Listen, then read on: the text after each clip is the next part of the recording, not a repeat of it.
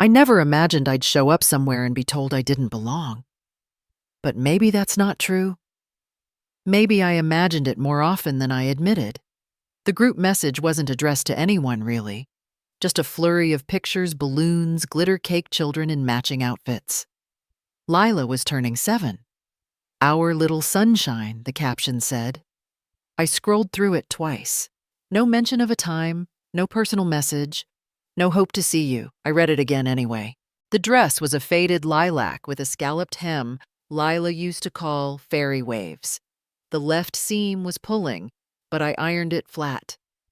The same gold brooch I always pinned over the heart, one petal missing. I wrapped the cake in parchment, tied a ribbon from last Easter around the tin, and wrote her name in purple ink. The man at the front gate held a clipboard, like it mattered more than anything in the world. His vest had a logo stitched in white. I told him my name. He squinted, flipped through the pages once, twice. Sorry, he said. You're not on the list. I'm her grandmother. He didn't look up. I was told to only allow names on here. I'm sure it's just a mix-up. I brought her favorite. Pumpkin loaf. His shoulders rose and fell like he'd seen this kind of thing before. He stepped aside. The backyard looked like something from a catalog. White parasols, folded napkins, gold foil balloons spelling Lila. A live violinist played something I couldn't place. The air smelled like peach sangria and sunscreen. No one saw me, or they saw and chose not to. I couldn't tell which was worse. I made it to the dessert table, laid the cake near a tray of color-coded macarons. I adjusted the ribbon, then stepped back. From across the lawn, I heard her voice. Not raised, just precise. What is she doing here? I turned. Madison was walking fast heels on stone silk dress like glass. She grabbed a plastic cup water with a lime wedge and kept walking. I thought we had an understanding. I said nothing at first. Then, quieter than I meant to, I came to wish her happy birthday. You were not invited. I didn't need a seat. Just wanted to give this to Lila. She looked at the cake, then at me. Then she threw the water. It caught my chin, soaked the brooch, slid down the front of my dress like something deliberate. I didn't move. You always do this, she said. You insert yourself. Someone gasped. Not loud, one of those sharp little inhales. A wine glass clinked. The violin didn't stop. You're making this about you again. Just go. I glanced toward Lila. She was by the lemonade stand holding a balloon string. I don't think she saw, or maybe she did, and looked away. I turned. Walked past the table. Past Ryan, who suddenly found something very interesting on his phone. Past the woman with the rosé, who now wouldn't meet my eyes. I didn't look back. The gate clicked softly as I left. In the car, I could feel the water soaking into the waistband of the dress. I sat still for a long time. The brooch had rusted a little. I turned it over in my palm until the clasp snapped open on its own. I didn't fix it. When I got home, I placed the cake on the kitchen counter. I didn't unwrap it. I didn't eat. I peeled the dress from my skin and hung it on the back of the chair. A small, wet patch where the lime water had touched my collar still smelled faintly bitter. I thought about calling Joanne, just to tell someone. Not to be comforted, just to say it out loud. But I imagined her voice first, the exact way she'd say, "They didn't even give you a plate," and suddenly I didn't want to hear anyone. The invitation hadn't been a mistake. The list had been intentional. I filled the kettle, then changed my mind and dumped the water. My tea tins were dusty anyway. I wiped the rim of the sink with my sleeve, then straightened the dish towel without looking at it. The clock ticked loud, though it always did. In the hallway mirror, my face looked the same, except for the damp hair curling along my jawline. and a small red line near my chin, maybe from the lime, maybe from the weight of her words. I kept thinking of how she'd said, "You insert yourself as if I were a flaw in fabric." There had been a time she asked me to read her stories every night, asked for my scarf when she was cold, asked if I thought the freckles on her arms made her look like the night sky. I hadn't inserted myself. I had built my life around where she needed me. I found the old invitation to her high school graduation in a drawer. The envelope was creased. The ink had smudged where I'd traced her name. I didn't open it. I didn't need to. Later, I took off the brooch and left it in the soap dish beside the sink. I wouldn't throw it out, but I didn't want it near my heart anymore. There was nothing to say. Not then. I sat down in the armchair and folded my hands, the dress still damp behind me, the kitchen light humming overhead. I didn't cry. I didn't speak. I just sat. And I stayed quiet a little longer than usual, long enough to realize that no one would be checking in to ask where I'd gone. And I chose not to answer anyway. It's easy to shrink when you think it helps someone else stand taller. I used to ask before coming over, holidays, birthdays, even Sundays. Is this still a good time? Even after being told yes, I'd wait 10 minutes in the car just to make sure the kids weren't napping, or the kitchen wasn't messy, or the mood hadn't shifted since the message was sent. One year, I brought a small bouquet of lilies for the 4th of July barbecue. Madison met me at the door and took them from my hands. "Let's just keep it simple today. People are sensitive to pollen." The vase stayed under the sink. I found it days later while reaching for a sponge. The stems were soft bent like old straws. Lila once twirled in a sundress I'd sewn her for a school recital. Tiny yellow stars on navy cotton. She loved it, ran through the living room arms out like airplane wings. 2 days later, the same dress showed up in a photo Madison posted, "Custom Boutique," she'd captioned it. The tag I stitched had been cut out. I didn't mention it. I learned to ask for nothing. They had a party when Ryan got promoted. I baked something small, left it on the kitchen island, then moved outside to the folding chairs near the fence. There was music playing, but only indoors. Someone brought out a plate for me, half a sandwich and chips, unseasoned.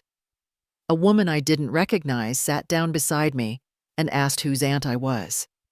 I told her, "Just family." She didn't follow up. Ryan came out later, napkin in his hand like a peace flag. Madison's just trying to maintain a certain atmosphere. You know how her boss is about appearances. I nodded. I always did. That's what it became, tiny nods in dim corners. I stopped wearing lipstick because Madison once joked I looked like I'd smeared cranberry sauce on my face. I started bringing store-bought desserts instead of baking because people didn't really do gluten anymore. I stopped hugging too tightly. I stopped staying too long.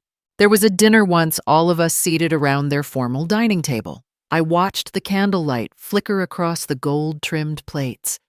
I'd brought a roast chicken with rosemary and lemon, my mother's recipe. Madison reached for a linen napkin and said, "We already have food, but thanks." She set the chicken aside without unwrapping it. I stared at the ribbon I'd tied around the handle, still curled like a question mark. The thing about trying to keep the peace is that you start to mistake it for love. I still sent birthday cards handwritten. I still kept their favorite cereal in the pantry in case they dropped by. I still kept the hallway light on until after midnight on weekends. Once, at a neighborhood block party, I brought an old photo album, the kind with peeled-back plastic and faded corners. I thought Lila might like to see pictures of Madison at her age. When I opened the book on the picnic table, Madison glanced down and closed it without looking twice. Maybe not now. Don't want to bore people. The album stayed in my lap the rest of the evening. My hands left fingerprints on the plastic. I learned to stop explaining myself. I once told Joanne that I felt like a coat left on a hook no one remembered hanging. She said that some people only remember the coat when it rains. I didn't argue. There's a wooden stool in Madison's kitchen I once bought at a flea market, painted over 3 times now last I checked. Still a small chip in the leg where Lila had bumped it with her toy stroller. I used to sit on it while peeling apples for pie. One afternoon I reached for it and Madison swept past and said, "Let's just keep the walkway clear." The stool is still there, but I haven't touched it since. I learned to fold in my edges. Even on the days I was invited, I stayed where the shadows were softest. A folding chair near the hedges, the arm of the couch, never the center. I became an expert at noticing when plates needed clearing or when the dishwasher needed loading. It gave me something to do with my hands. I don't think they noticed when I stopped serving myself at meals. It was easier that way. The casserole I brought often remained untouched. I'd scrape it back into the dish when no one was looking, cover it with foil, and carry it back out with both hands, like something sacred but unblessed. Ryan once handed me a paper plate with a plastic fork and said, "We didn't expect this many people. Hope this is okay." It wasn't meant as an insult. Not directly. That's what made it land deeper. I took the plate. I always did. There was a family photo last winter, everyone standing in the snow with matching scarves. I was told afterward that it was impromptu, that they didn't think I'd want to be in it because I looked tired. The photo was printed on their holiday cards. It hung on my fridge for a while until the magnet cracked and the edge curled. That day I threw the card away and kept the magnet. I never once raised my voice. I never showed up unannounced. I kept receipts when asked. I offered help and let them say no. I didn't push. I didn't ask what I'd done wrong. What I've realized is that staying quiet isn't the same as being heard. And shrinking to fit a space someone else has carved does not guarantee you'll be allowed to remain in it. Some things you only learn by sitting in the smallest chair and realizing it was never yours to begin with.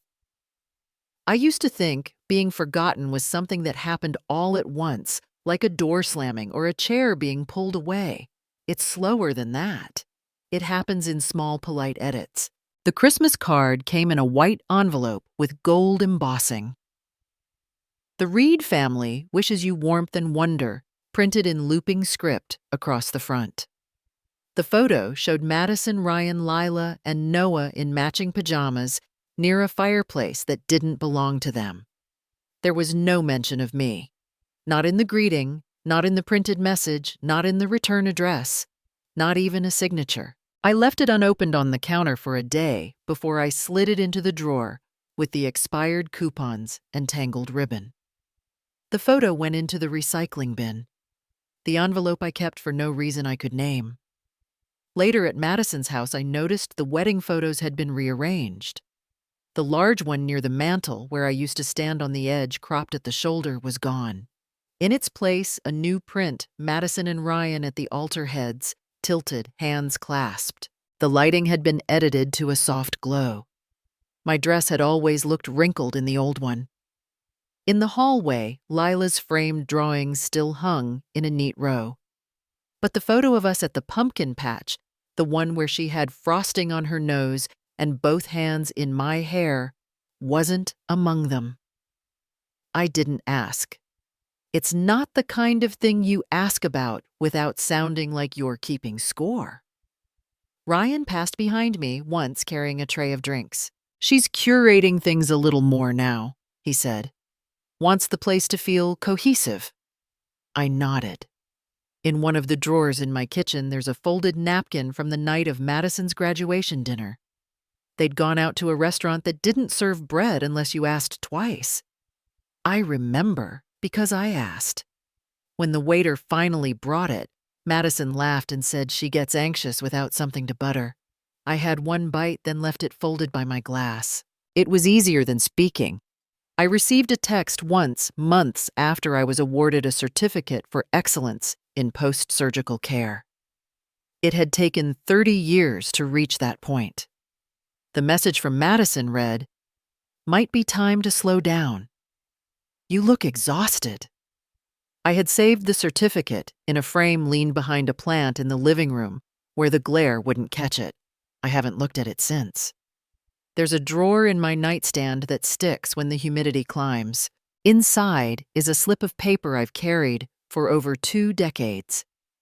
Lined notebook paper, corners soft. A thank you note, written in purple marker.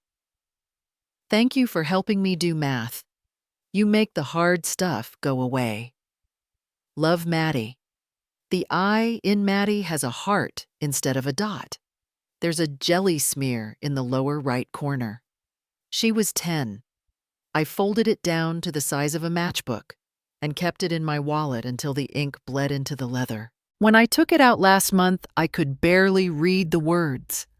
At the back of the hall closet, there's a scarf she knitted me when she was 12. One side longer than the other, yarn too tight at the ends. She used to beg me to wear it to church, even in spring. I haven't worn it since she told Lila Grandma doesn't really have a style. She just sort of collects fabric. The scarf is wrapped in tissue and stored behind a box of light bulbs. I haven't moved it, though. I couldn't say why. During a family brunch, a neighbor complimented the casserole. Madison said, "It's just store-bought. No big deal." I had made it at 5 that morning. She didn't look at me when she said it. I rinsed the dish before leaving and stacked it behind a plant on the porch so I wouldn't interrupt her conversation. When I picked it up the next day, it was still warm from the sun. No one had brought it in. There's a voicemail on my landline I haven't deleted.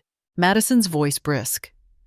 Can you stop by and water the ferns if you're not too busy? Just don't let the neighbors see you. We've had some complaints about clutter. She meant the gardening gloves I'd left near the side gate. I had folded them neatly. The note I left on the porch was never mentioned. Once, I showed up with a tin of butter cookies Lila had liked when she was little. Madison looked at the tin, turned it in her hands, then placed it unopened on the fridge. Let's hold off on more sugar, she said. She's already bouncing. The tin sat there for 3 weeks. When I came back, it was gone. Lila never mentioned it. It's the small things that fade first. The tags removed, the photos adjusted, the names omitted. At Thanksgiving, someone asked who made the cranberry sauce. Madison laughed and said, "Oh, it just showed up." I had placed it carefully in the glass dish I only use once a year. I kept my hands folded while they passed it down the table. No one looked in my direction. I think forgetting is rarely accidental. I think sometimes people erase what they're still using so they don't have to say thank you out loud. I looked at that purple marker note again last night. The paper was thin, almost transparent in spots. I refolded it twice, then tucked it back in the drawer beneath the nightstand, where I keep a cracked reading light and the receipt for a robe I never returned. It doesn't matter if it fades. I know what it said. Some fractures don't echo. They just sink. He knocked once, maybe twice. I heard the shoes before I opened the door, the kind of shuffle that tells you someone's been rehearsing what to say. Walter Briggs stood there, cap in hand, eyes just past my shoulder like he'd rather be looking at the hedge. He shifted his weight once, then cleared his throat. I wasn't sure I should, but I've seen your daughter lately, near Maple Street, with someone. A pause. It wasn't her husband. I didn't blink. He glanced down like I might fold from the news, but I stayed where I was, fingers on the edge of the door. They didn't try to hide it, he added, quieter. She looked comfortable. I thanked him without using the word. He nodded once, tipped his cap, and left the same way he'd come, carefully. 3 days passed before I drove to the cafe. I didn't plan to, not really, but my hands moved on the wheel like they'd remembered a direction I'd forgotten to forget. I parked 2 cars down. The windows were streaked with sun. From there, I saw her Madison laughing into a cup, her head tilted just enough to touch his shoulder. He was polished.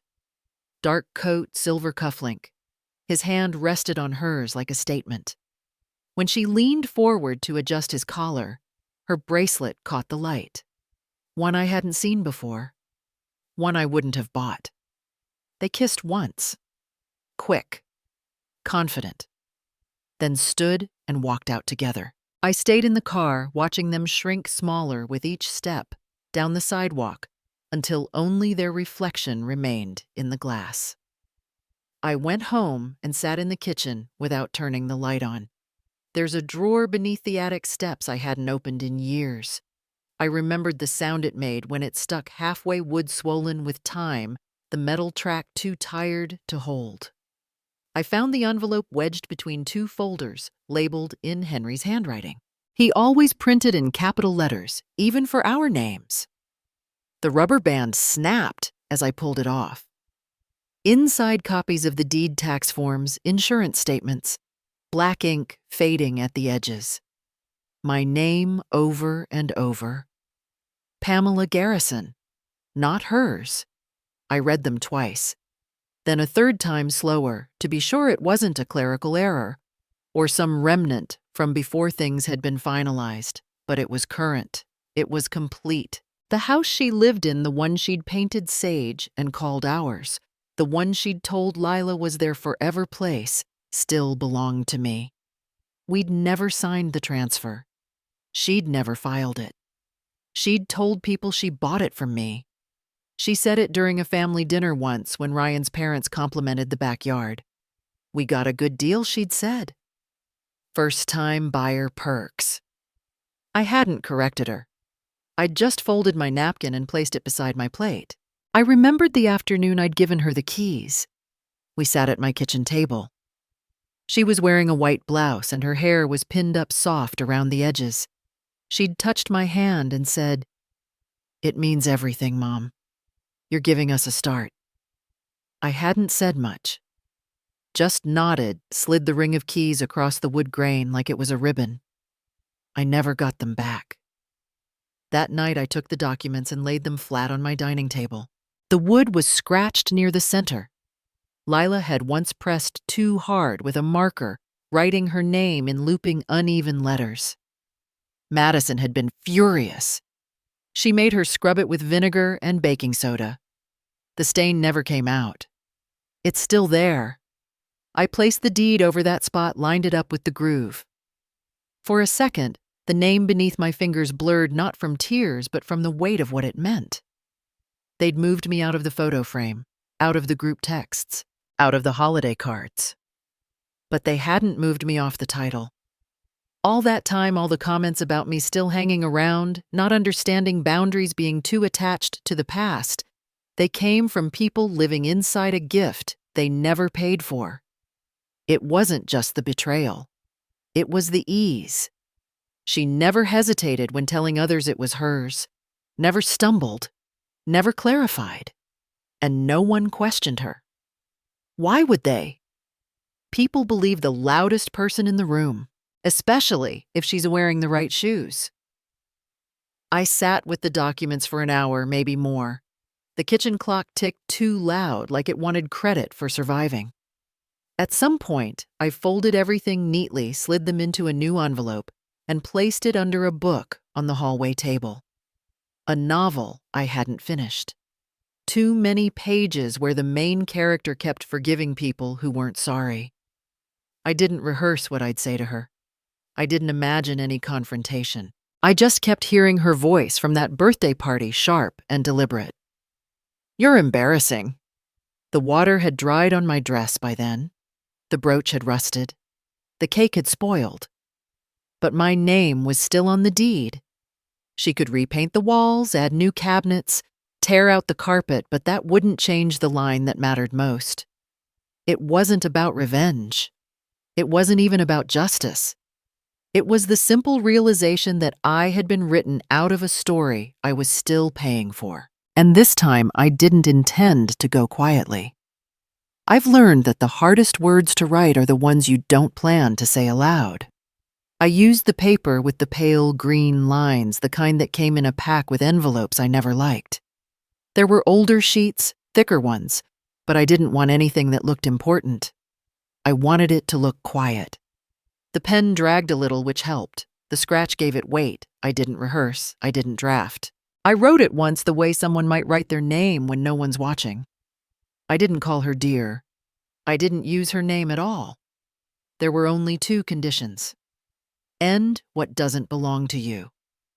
Treat what does with the minimum respect required of strangers. I stacked the papers carefully. First the letter, then a copy of the deed. Then the photographs printed on plain paper, not glossy. I didn't center them. I didn't trim the borders. The man in the pictures wore a watch with a leather band and never looked toward the camera. That part felt honest. I slid everything into a plain envelope. No return address, no seal. Just one small clip at the top, silver, not gold. The gold ones bent too easily. The front door felt heavier than usual when I opened it. Not in resistance, just in memory. When she answered, she kept her arm on the edge of the frame like she'd been resting there for hours. Ryan's not home. I nodded once, then held out the envelope. She didn't move to take it. What is it? I didn't answer. I let the paper speak first. She took it slow, as if checking its weight, then turned her back to me and left the door halfway open. I didn't follow. I stayed where the rug ended.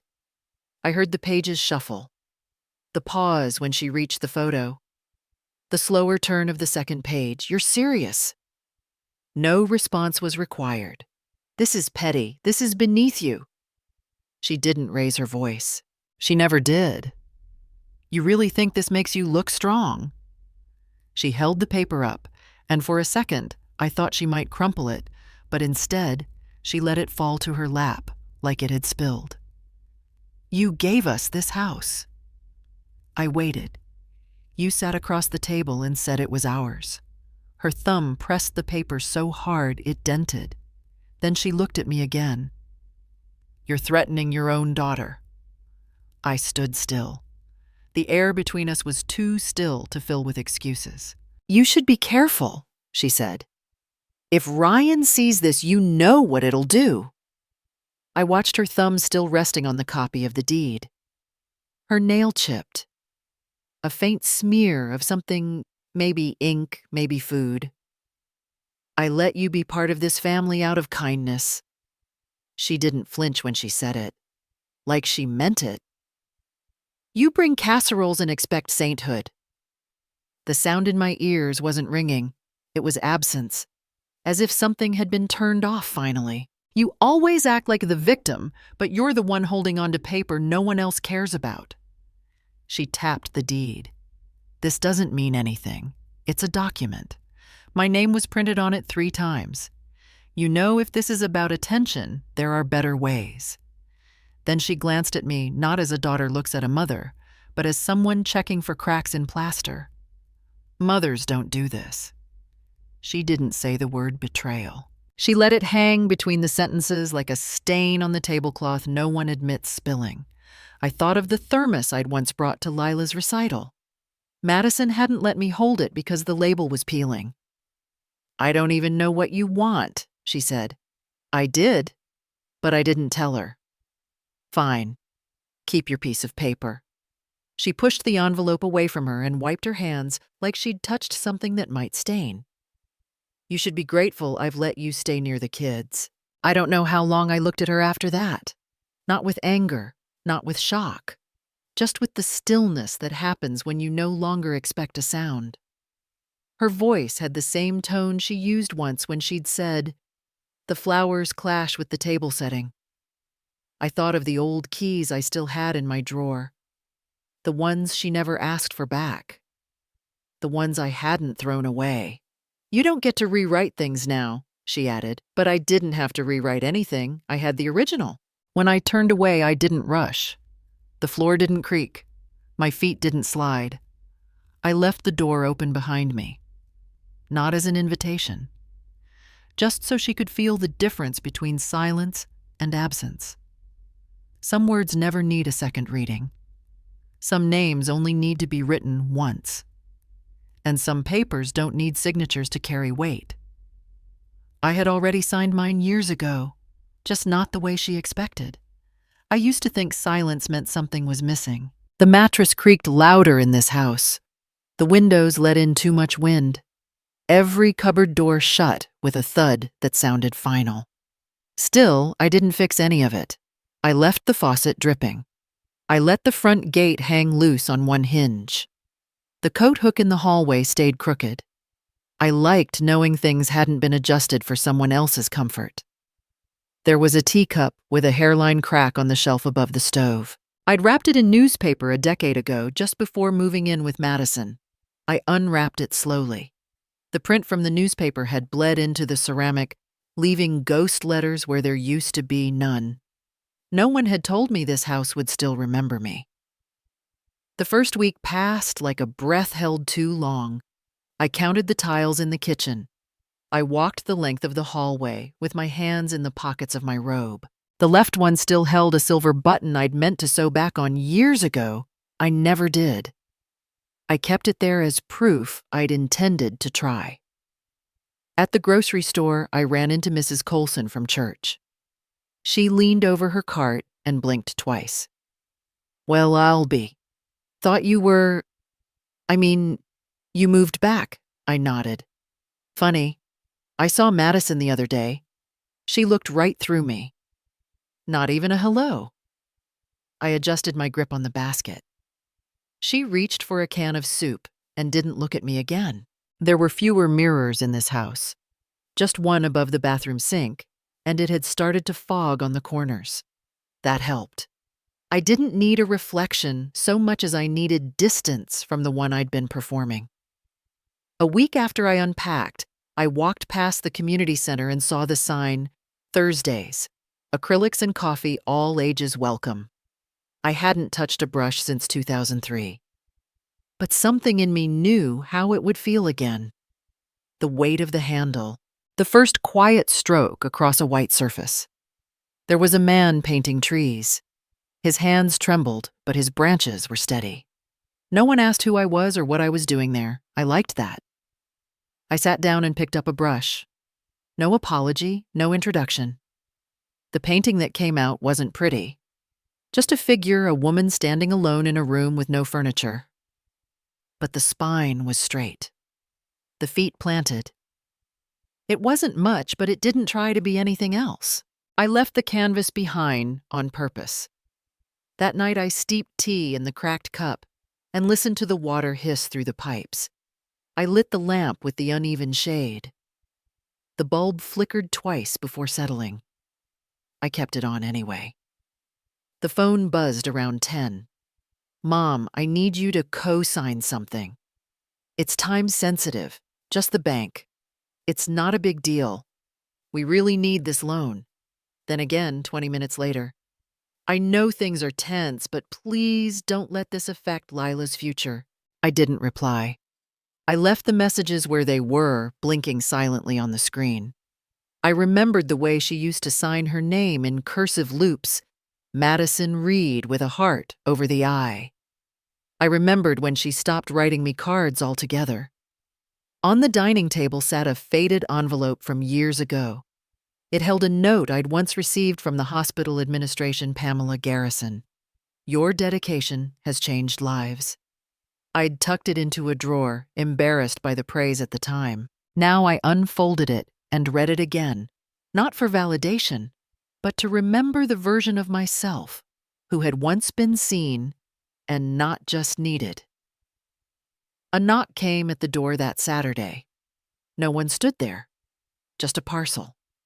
Inside, a framed photo of Lila Madison and Ryan Christmas last year. There was no card. The next morning, I hung my apron on the kitchen wall. I adjusted the nail until it sat level. That was enough for the day. Sometimes I turned the radio on low and sat by the window with a crossword. I rarely filled in more than a few blanks. The clues weren't what they used to be. Or maybe I wasn't trying very hard to guess anymore. When I caught myself humming, I didn't stop. The plants on the porch had begun to lean toward the sun again. I watered them once a week, careful not to drown the roots. Growth should come gently, and only when there's room. The third text came on a Wednesday. Loan fell through. Thanks for nothing. No signature this time. I didn't delete it. I let it sit there like a chipped dish in the sink, unnecessary but familiar. It could wait. I folded a dish towel in perfect thirds and laid it over the oven handle. I used to hate creases in fabric. Now I liked them. They told the truth about what came before. I never changed the locks. But I didn't leave a key under the mat. I used to believe people came back when they were sorry. The knock wasn't loud, just enough to make the teacup on the counter tremble. I had poured it for myself out of habit, forgetting I hadn't used the honey I liked. The jar was nearly empty, and I hadn't bothered to replace it. When I opened the door, she was already halfway through her rehearsed breath. A beige trench coat hair parted like someone in a courtroom sketch, heels scuffed at the toes. The scent of department store perfume mixed with something burnt underneath. I wasn't sure you'd still be here. I stepped aside without answering. She didn't ask if she could come in, just walked in like it used to be her house. I know things haven't been smooth, but I wouldn't be here if I didn't have to. She placed a manila folder on the dining table. My name wasn't on the label. Neither was hers. I'm behind on payments. It's mostly because of the construction loan and the card stuff. But the bank, well, they're not exactly patient right now. I stayed standing. The tea cooled in my hand. If you co-sign this, it would stabilize everything. Just for a year. Maybe less. She didn't look at me when she sat down. She was tugging at a thread on her sleeve, circling it around her finger like it might hold something together. It's for Lila, too. She's used to her room. Her friends are nearby. Moving now would mess her up. I sat. Not beside her, not across. At the corner. I turned the folder sideways and scanned the top page. Negative balance. Default notice. Balloon interest rate. She cleared her throat like someone performing illness. I didn't want it to come to this. But you're her grandmother. You care, right? I closed the folder. The clip on top had left a faint crease on the table's varnish. I traced it with one finger. You're really going to let your own granddaughter be evicted? Her voice rose and broke, but not the kind that falls from grief. It curled at the edges like something from a stage. I set the tea down. The sound was barely audible, but she jumped a little. I've done everything I could. I've juggled so much between Lila work bills and the fact that Ryan still doesn't know. She stopped. Not because I interrupted, because her own words caught up with her. I tilted my head slightly. She looked down. That's not what I meant. I mean, yes, I made a mistake, but Graham wasn't. He was just someone who understood what I was going through. Ryan doesn't get it. You never did either. The cup had cooled to the point where the rim felt like metal in winter. I pushed it aside. You think I'm the villain here? I didn't speak. She was speaking for both of us now. All my life you've made me feel like I had to earn being loved, even as a kid. You were always watching, always judging. You never made anything easy for me. She wiped at the corner of one eye, but the tear hadn't fallen. I've had to build everything myself. I reached for the drawer beneath the old sideboard. Not the main drawer, the narrow one that stuck a little on the left side. I placed 2 items on the table between us. The property deed and a photograph. The paper yellowed slightly around the corners. The photo was folded twice, once across the center, once diagonally, like someone had tried to make it disappear into a pocket. Where did you get this? I didn't answer. You went through my stuff. The photograph stared back at her. A man in a pale blue shirt, with his hand too close to her shoulder. A reflection of their heads in a cafe window. No wedding ring on either of them. His tie undone. Her face angled toward his. You've been spying on me. She pushed the photo aside like it carried static. Makes sense. You never trusted me. You've always tried to control everything." She tapped the folder again. "Lila is going to suffer for this. That's on you." I picked up the deed, turned it slightly, so the embossed stamp caught the light. "That house was a gift," she said. The paper didn't respond. "I thought you were done punishing me." The words hung in the air like dust after a rug is shaken. Then a pause. "Ryan's going to hear about this." I didn't move. "You're cruel, you know that." She stood. The folder stayed behind. She took the photograph. When she opened the door, wind from outside swept through the hallway. A few papers on the table fluttered, but stayed in place. "I hope you enjoy your little silence. But don't pretend this is love. You've cut off your own daughter. That's not strong. That's pathetic." She closed the door softly. It still clicked. I poured the tea into the sink. The honey had settled at the bottom. The spoon clinked once against porcelain and then slid to the drain but didn't fall in. I stood for a long time holding the empty cup, watching the steam vanish into nothing. I never liked that brand of honey. Madison picked it once at the store when she was 9 because it had a cartoon bee on the label. I bought it for 15 more years. I didn't realize how quiet a room could be until it stayed that way on purpose. No door slamming. No someone else's footsteps. No question hanging in the hallway waiting to be answered before it turned into something sharp. Lila started keeping her shoes aligned. Noah wrote his name on a sticky note and put it on the fridge like a label. I didn't take it down. They stayed in the guest room. Ryan had called it a short-term solution and used the phrase "until the papers go through," like it explained the air between everything. I hadn't asked for them to come. But when they did, I opened the door. At first, Lila asked, "Is this Grandma's house or ours?" I said. "Right, now it's just the place where we are." She stopped asking after that. She didn't ask why her mother didn't come. She looked through the window a lot. One evening, I was folding the towel with the frayed hem when I saw her name light up on the screen. Just that Madison with no punctuation, no pretext. The message, "Congratulations. You got your wish. You have the house. I hope it's worth not having a daughter." I stared at it for a while.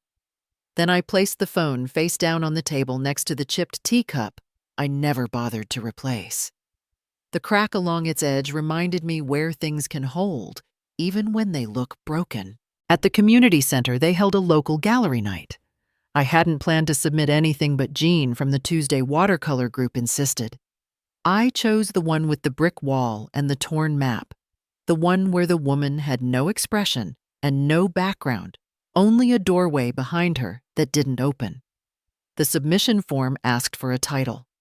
I wrote, "She doesn't live here anymore," and folded the paper with both hands before letting go. During the exhibition, someone with a clipboard came over. "Is this about grief or memory?" I shrugged and moved toward the back wall. I didn't stay for the refreshments. I slipped out before they announced anything. Ryan left a note on the kitchen counter. He had good handwriting even under stress. Mediation delayed again.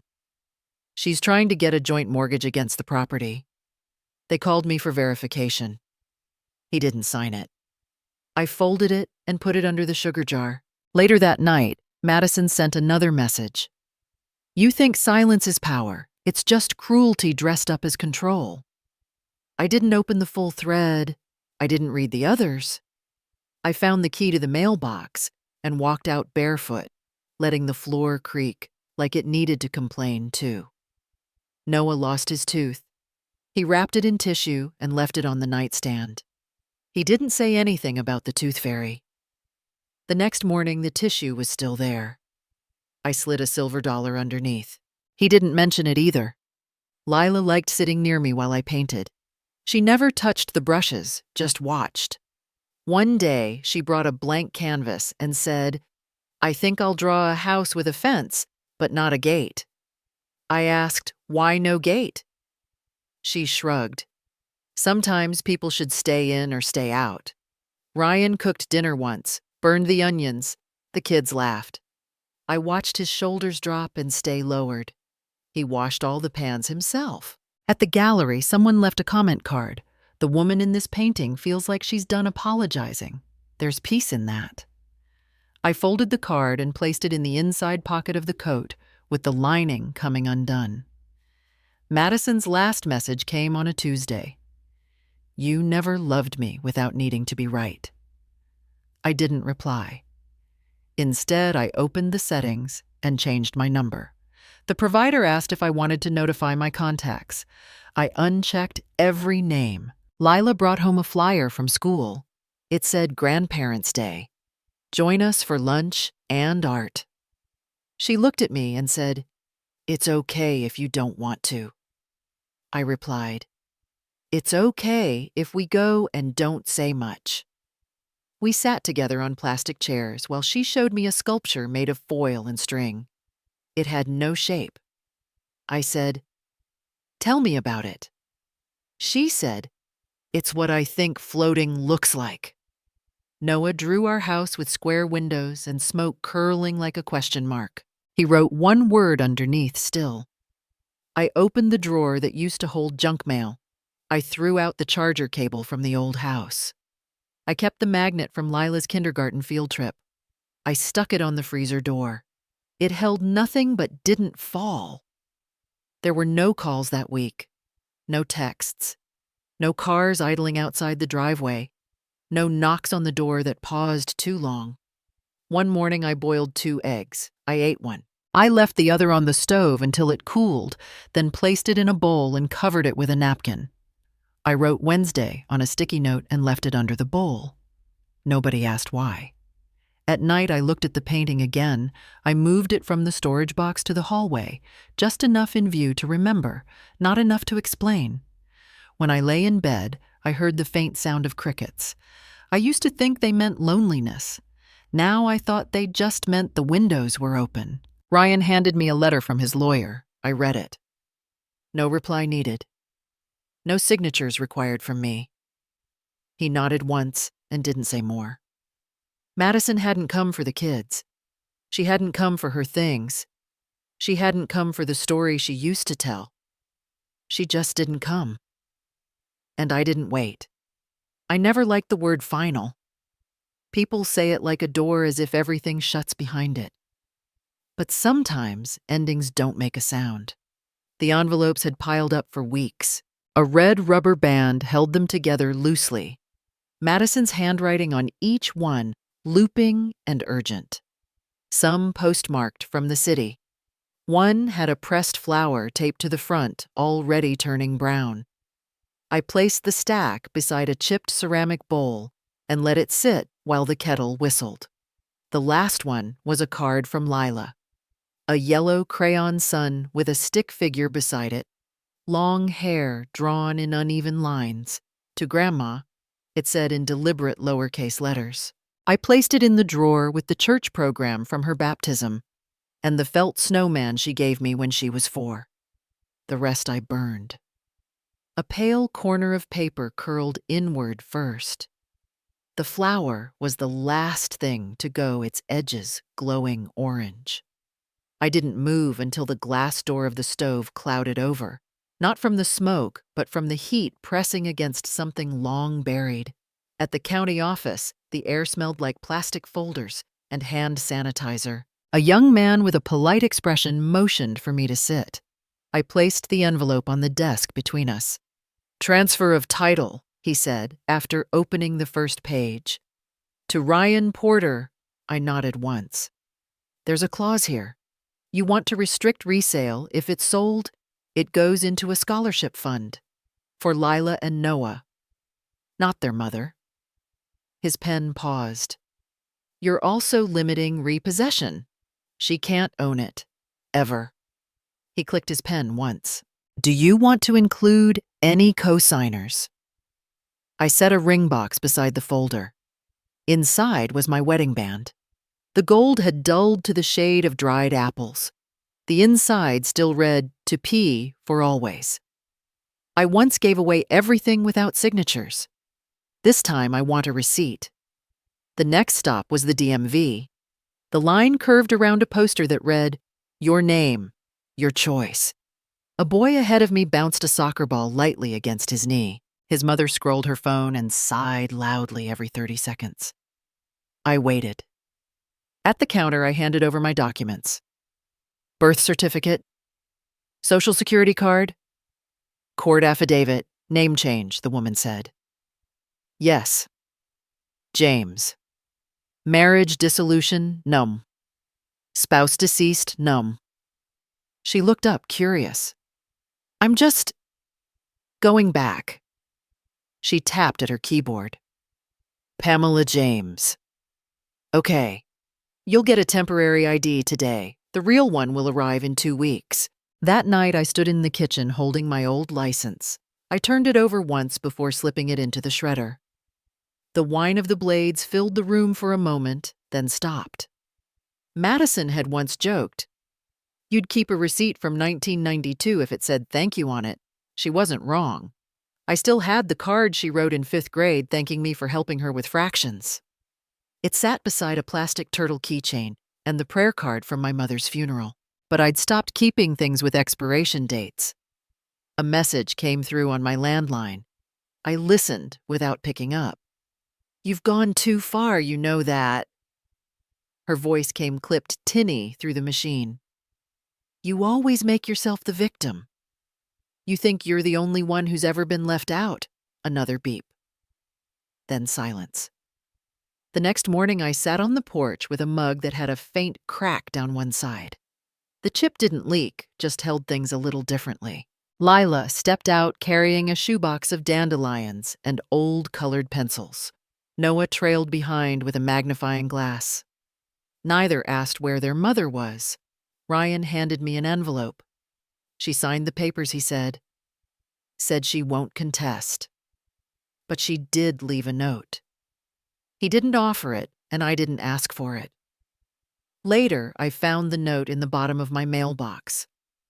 Folded 3 times. No envelope. On the back, she had written, "You always wanted everything to yourself. Now you have it. The house, the kids, the name. No signature." I made tea, cut the note into strips, fed them slowly into the same fire where the others had gone. When the last edge blackened and curled, I pressed my palm against the table and sat still. I thought of the way her hand used to grip my finger when she was Lila's age. How she used to leave crayon drawings on the fridge just for me. How she once cried when I missed her school play because of a double shift at the hospital. She'd left a note on my bed that night, too. "Only 3 words, I missed you." I never threw that one away. It sits behind the cracked mug on a shelf no one touches. That night, I filed a folder labeled James in the top drawer of my cabinet. Inside, the title transfer, the court affidavit, the new ID. I added one last thing, a picture of me taken at the gallery opening. I stood beside a canvas painted in muted golds and soft grays. A woman in the painting looked ahead, not back. She had no one behind her, but she had both feet planted. I turned off the light, locked the drawer. Some letters deserve no reply. Some names once reclaimed hold the kind of silence that answers everything. I no longer wait for the sound of my name. There used to be a time when the day began with instructions. "Can you pick her up?" "We forgot the envelope. Can you drop it off? The sink is leaking again." Now I boil water in silence and pour it into the cup with the purple flowers. The glaze has cracked over the years like riverbeds in late August. Madison once held it between her fingers and said it looked like something a motel would toss out. I never put it in the cupboard again. I kept it tucked behind the flour tin. The peppermint steam curls upward. It's still warm when I carry it to the kitchen window and push the pane open with my wrist. The air moves through the screen without asking permission. It touches the painting on the wall mine. A woman stands at the center of a brick corridor, wine tugging at her silver hair, shoulders straight, both hands empty. I remember the first brushstroke. It had felt like swallowing air after being underwater too long. A noise behind me. Small feet, the flutter of paper. Lila bursts into the room, holding something in both hands. "We made this at school. It's Mommy." The crayon figure is tall, with orange shoes and no face. I called it the mother who disappears. I look at her then, at the drawing. I don't correct the name. I don't ask where Madison is now or how many days have passed without a call. I reach for the tape and stick the picture on the fridge beside a magnet shaped like an apple. The paper crinkles slightly as I smooth it down. Lila leans into me for just a second, then runs off again, already forgetting what she gave. Later at the farmer's market, I weigh tomatoes in one hand and green onions in the other. I pass by the honey stand and wave at Maggie from the art center. Her earrings are shaped like paintbrushes today. "Back for more radishes, Pam." I nod. She doesn't ask about my daughter anymore. A young woman in a jean jacket notices me sorting carrots and steps closer. She tilts her head. "Do you live alone?" The question doesn't bother me. I answer without blinking. I live with time. She laughs, not quite understanding, and moves on. At home, I unroll the brown paper bags and arrange everything by color greens to the left, reds in the middle, whites near the cutting board. I save the tops of the carrots for Lila's rabbit. Noah keeps asking if he can grow a tree from the apple seeds. I told him to try. I didn't say trees need more than hope. In the hallway closet, tucked behind an old coat with torn lining, sits a small wooden box. I lift the lid and take out a letter. It's handwritten on soft cream paper, the kind that holds ink with a slight feathering around the edges. There's no date, no return address. It's not sealed. To Madison, it reads at the top, "The only sentence if one day the noise stops long enough for you to hear something else. I'm here, but I'm not waiting." I place it between the pages of Lila's art book, the one with animals that wear shoes and paint their dreams. Page 42 has a lion in a tutu. I close the book and slide it back on the shelf behind the dining table. The mailbox out front has 3 envelopes in it, 2 ads, and something in Madison's handwriting. I don't open it. I place it beside the unopened stack in the drawer. Bills she meant for me. Letters meant to sting. Promises thin as pressed flowers. I keep them for no reason. Maybe as proof. Maybe because not all ghosts are meant to be exorcised. When I finish sweeping the kitchen, I sit at the table and run my thumb along the edge of the cloth. There's a faint tea stain near the corner shaped like a comma. I left it there the day I told Ryan I wouldn't sign anything again, not unless I read it 3 times. I go to the porch with my tea, and the air is neither warm nor cold. Just there. Steady. A kite hangs in the sky above the neighbor's yard, its tail flicking in and out of view behind the trees. Someone shouts in the distance. A screen door slams. A dog barks once and stops. I don't miss the noise. I don't crave the invitations that never came or the arguments I had to swallow whole. I don't mourn the absence of flowers on holidays, or the way Lila used to whisper, "Mommy says you used to be different." I let that sentence hang in my mind like laundry on a still day. I don't take it down or fold it away. I let it be. Somewhere inside the house, Noah drops something. I don't rush to check. If it's glass, I have a broom. If it's not, he'll figure it out. They are learning just as I did. I once thought motherhood was a house you never leave. I stayed in its attic behind the walls beneath the floorboards.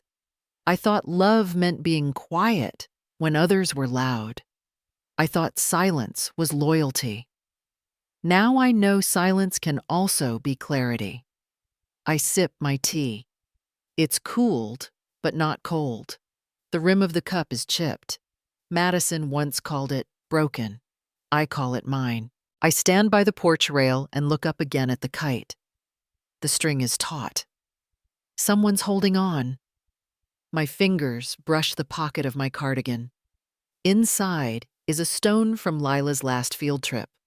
She gave it to me for luck, though she never said what kind. The door creaks open behind me. I don't turn around. I whisper something, but not to anyone else. Just to the breeze, just to myself. I'm not here to be remembered.